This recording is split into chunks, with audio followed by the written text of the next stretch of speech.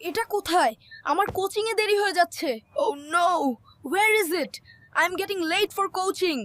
আদনান, তুমি কি খুঁজছো? Adnan, what are you looking for? মা, আমি আমার ঘড়িটা খুঁজে পাচ্ছি না। Mom, I can't find my watch. তুমি কি টেবিলের উপরে দেখেছিলে? Did you check on the table? হ্যাঁ দেখেছি, এটা টেবিলের উপরে নেই। Yes, I did. It's not on the table. এটা ড্রয়ারের ভেতরেও নেই। It's not in the drawer. বালিশের নিচে দেখো, check under the pillow. শেষবার তুমি ওটা কখন দেখেছিলে? When did you last see it? আমি দুপুরের খাবারের আগে দেখেছিলাম। I saw it before lunch.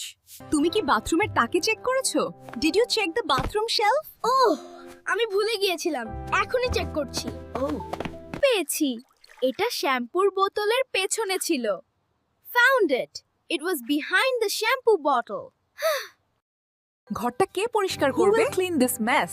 আমি যাচ্ছি না, এখনই করছি। Me, not going, doing it now. উফ, ঘর গোছানো খুব কষ্টের। কিন্তু আজ আমরা শিখলাম কোন জিনিসের অবস্থান বোঝাতে কি প্রিপজিশন ব্যবহার করতে হয়। ঠিক বলেছো আদনান, এগুলোকে বলে প্রিপজিশনস অফ প্লেস। যেমন কোনো কিছুর উপরে বোঝাতে অন ব্যবহার হয়, ইন ব্যবহার হয় ভিতরে বোঝাতে, এছাড়া আন্ডার ব্যবহার হয় কিছুর নিচে বোঝাতে। আর জিনিস হারালে এটা কোথায় দিয়ে প্রশ্ন করতে হয়। Where is it?